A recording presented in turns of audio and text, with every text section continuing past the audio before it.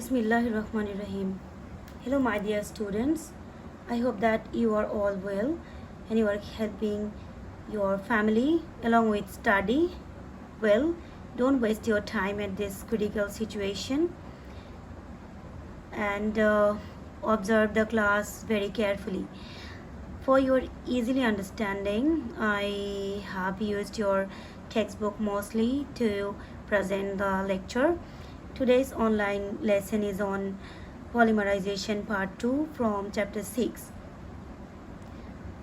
I, Roxana Parveen, senior lecturer in biology, Milestone College, will explain some topics on rubber, plastic, effects of rubber and plastics in ruining environmental balance. After learning these topics, you'll be able to know the properties of rubber, properties of plastics, non-biodegradable substances and their effects on environment. So let's begin. What is rubber?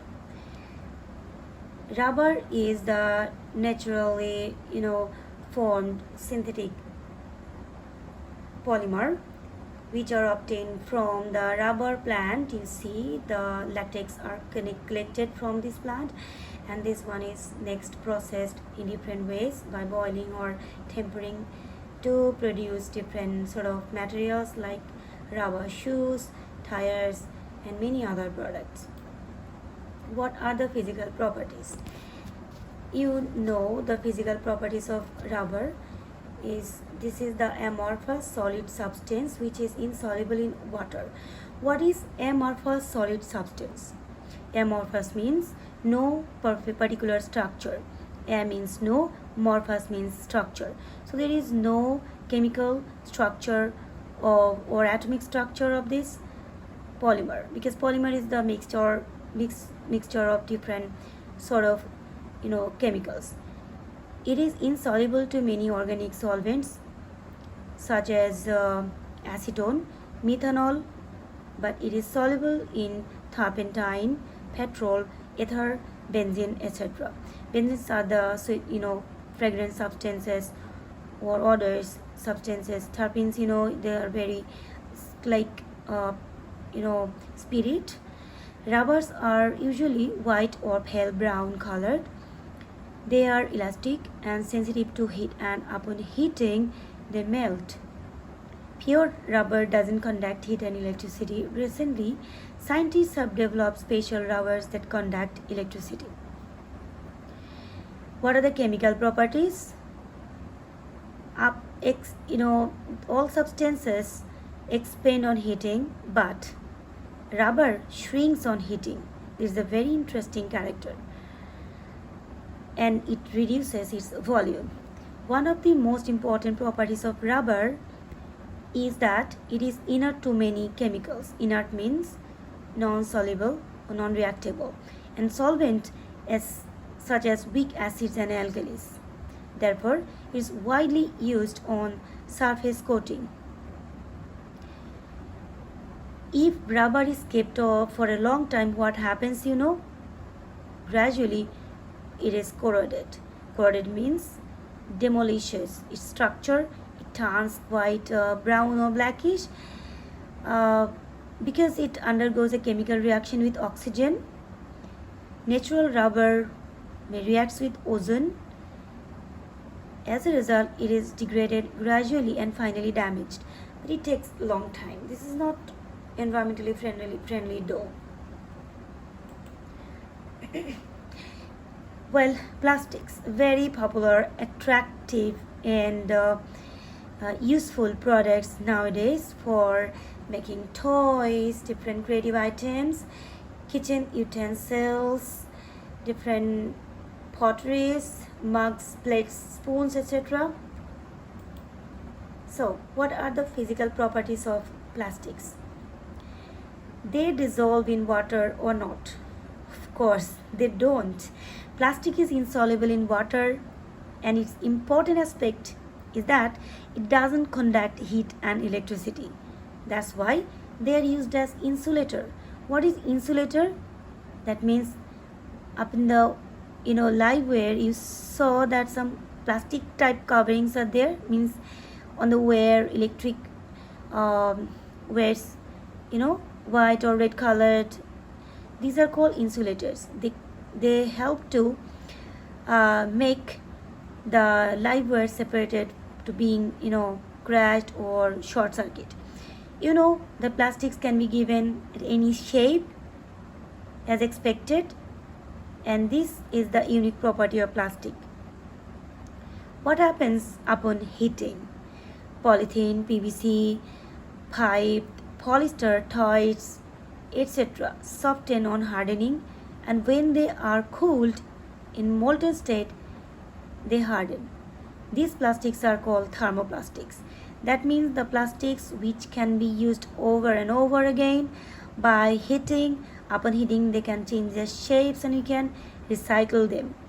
On the other hand, thermosetting plastics are molded only once, such as melamine, bakelite, used in the electric socket and coating of the handle of the fry pan, etc. burn and harden on heating, and they do not soften, and they can be molded only once.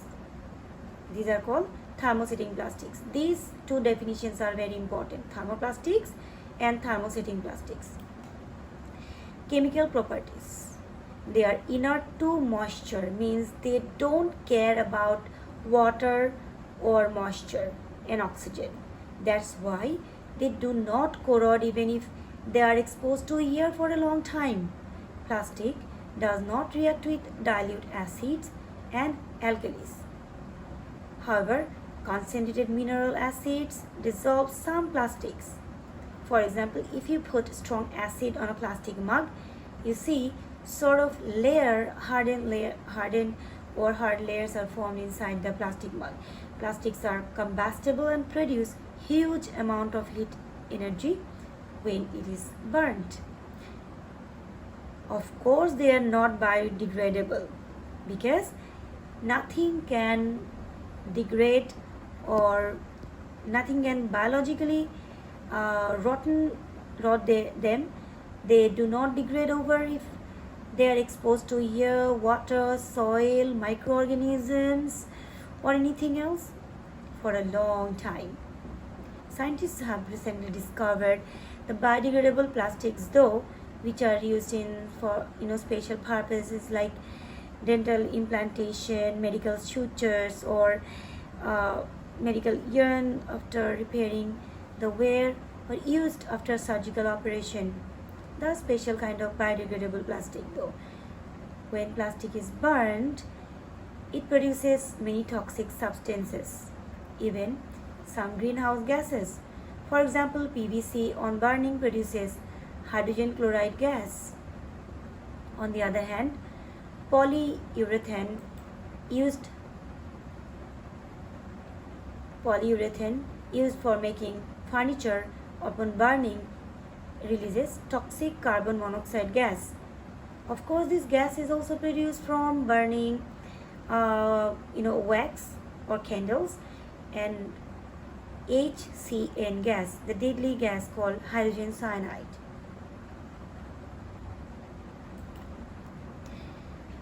Well, what are the homeworks? Explain physical and chemical properties of rubber. Explain the physical and chemical properties of plastic. How plastic and rubber play roles in ruining environmental balance. In this case, you should form some specific points. For example, they are non-biodegradable substance, and plastics cannot be degraded even after 400 years. Some plastics can degrade, like black plastics can degrade upon 40 to 45 years, but they are non-biodegradable as they cannot be corroded or decomposed by microorganisms.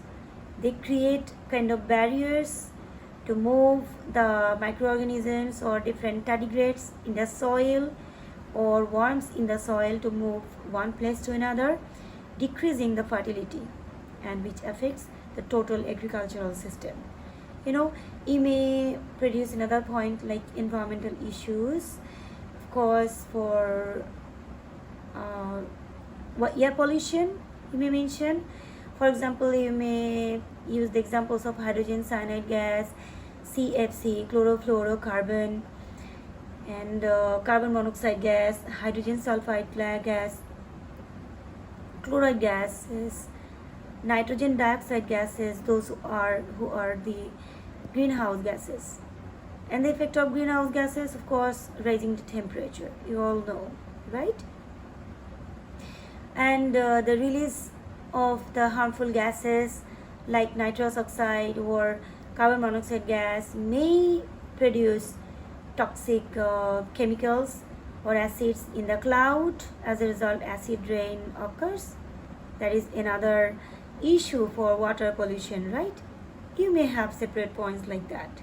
Another point you may mention that if these plastic components are melt or change in different formats, chemical formats, and come into our body through fishes or crops, these are deadly, like kidney stone, gallstone, autism, even infertility may happen. As a result, aquatic plants and animals, terrestrial plants and animals also suffer. You may have a lot of examples of the present environmental issues of dumping polythene bags from household use to certain place or beside the roads or dustbins, which are ruining overall environmental balance or ecosystem, right? So you may have the four mark standard questions like A, B, C, D. A is for knowledge based, B is for comprehensive, C is for application based. You may get 3, and from this question you may get 4. So it is not tough to get 4 out of 4, guys. However, you should make a chart about the differences between rubber and plastic. You already know the physical and chemical properties though. Okay, if any question occurs over there, please ask me in the comments or on the YouTube channel or in the live class. Okay, and study at home, stay safe, guys. Allah Hafiz.